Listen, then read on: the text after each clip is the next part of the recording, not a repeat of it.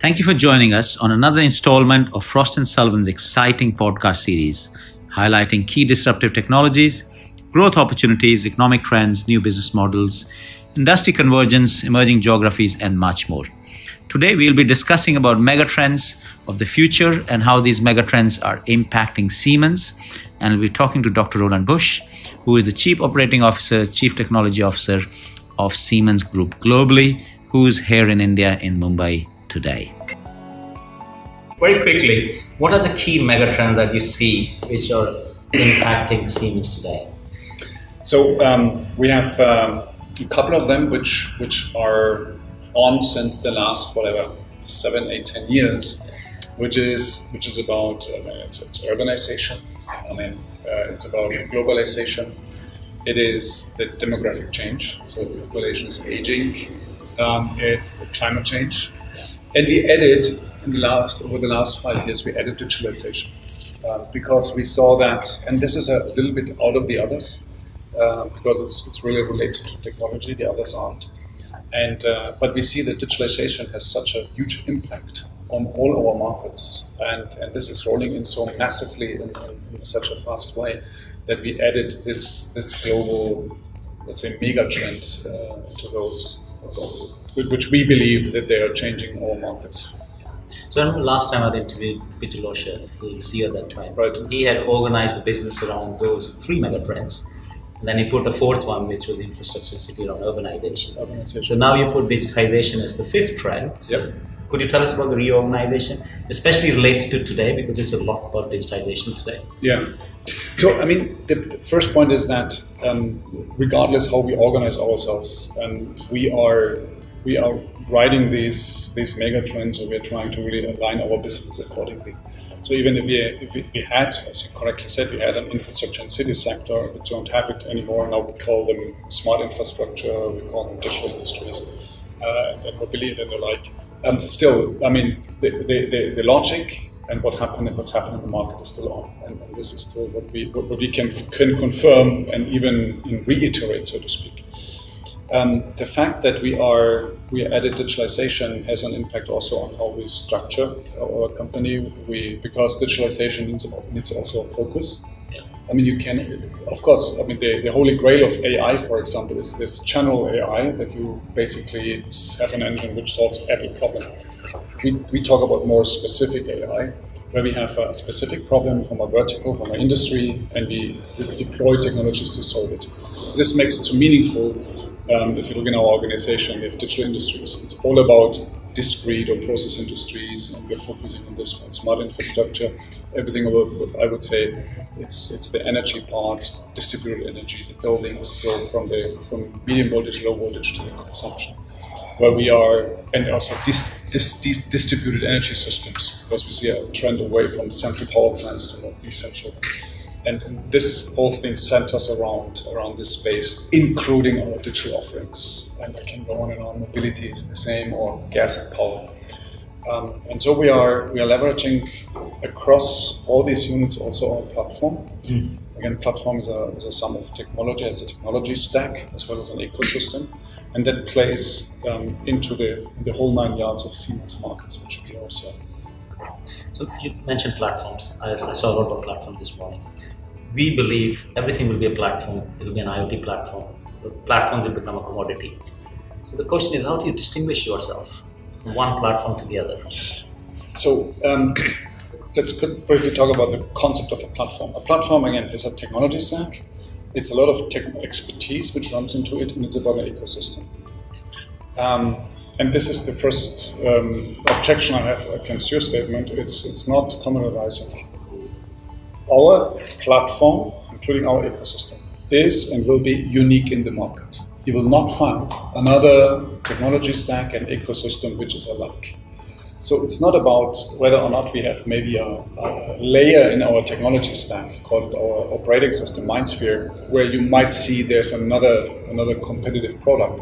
Might be, but there's only one ecosystem which is serving this technology stack and this platform. And this is ours, and which is very powerful. And the reason why it's so powerful, because we're covering so many different verticals. So it's worthwhile for example, an IT integrator to make their practice on Siemens platforms because they can leverage it from energy to healthcare to industry to mobility. So therefore, it is not at all a kind of a commodity. I do believe the more it scales, the more it differentiates. So I also understand you're head of mobility. Tell me a little bit about what's the vision of mobility in Siemens? Actually, the vision is that we hope that we can contribute in solving the mobility problem of the world, which is basically moving people and goods within an urban environment or across urban environments, which is a big challenge. This is the reason why I do believe if we don't solve it, that would hold back our economy to grow, it will hold back cities to grow, and it would make cities a place where you basically have a problem to live if you don't solve it. So I do believe that we have the ingredients to make a contribution. First and foremost, we offer public transport. Is it the vehicles, the rolling stock, but it's also the signaling system. And which is my statement number one, is that to solve the problem, you have to go much more for public transport. Don't believe that autonomous cars will solve the mobility problem. It could be even worse. Don't believe that any kind of platform which is just incentivized to put more people on cars solves the problem.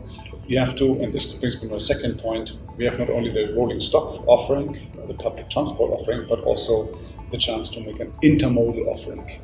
We do traffic management too. So we can really guide the capacity, the people where the capacity is, and we can guide them much more to public transport and integrating it. So that's another advantage. We invested in a company called Harcon, which makes scheduling, trip planning.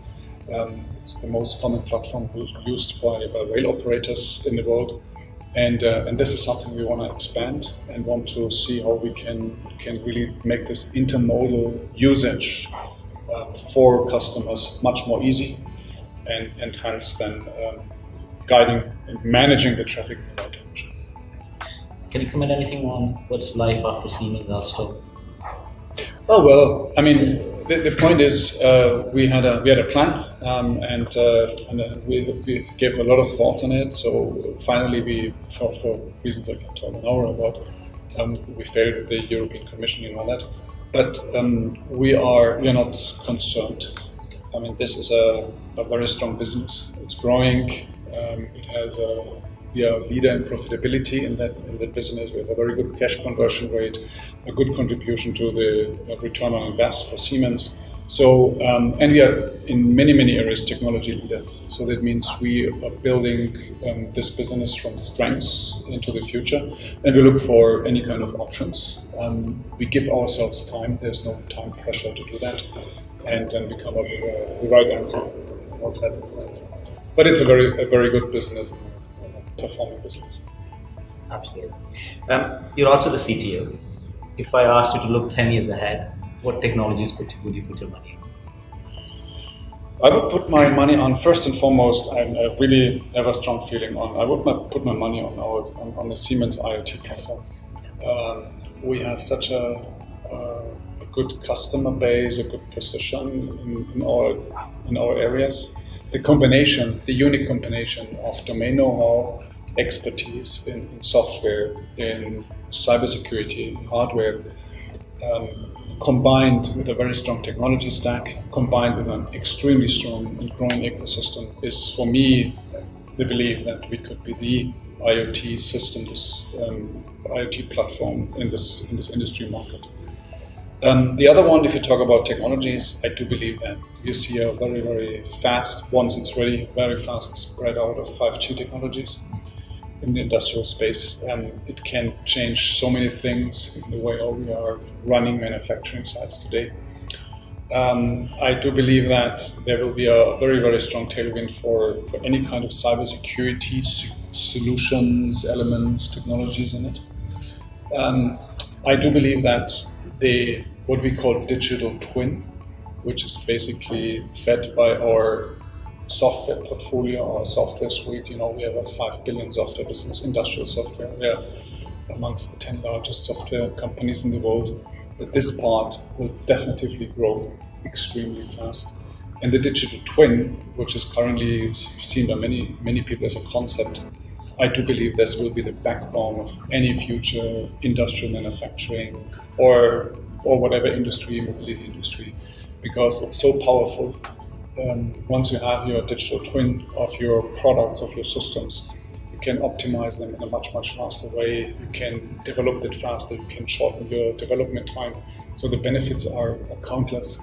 And this, however, in turn, coming back, means that we will see a massive increase of data storage, of the need of processing power, because everything what you see today will be digitalized. And this is another element where I do see a tremendous growth. And last one would be, at a certain point in time, you talking about processing power. I do believe, and this is not a little bit more ahead, we see that with quantum computing you can jump on the next level. On quantum computing? We are not working on the quantum computer itself because that's something which is, I think, good for other companies to do. We don't do processors and the like, but we are working on technologies how we can use quantum computing. You can simulate already kind of quantum computing processing. We're working on that. If you ask me what is the most disruptive thing out there, it could be quantum computing. Yeah, I mean, no worries. It could be quantum computing. Yes. Yeah. My last question: India. Maybe Mr. Math wants to answer this one.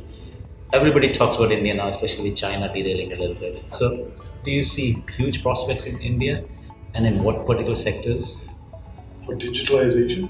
Across for Siemens? Well, absolutely.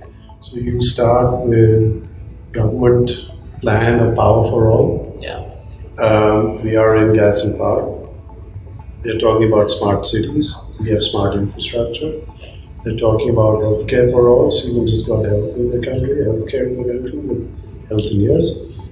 We are looking at revamping the railways. We've got mobility services.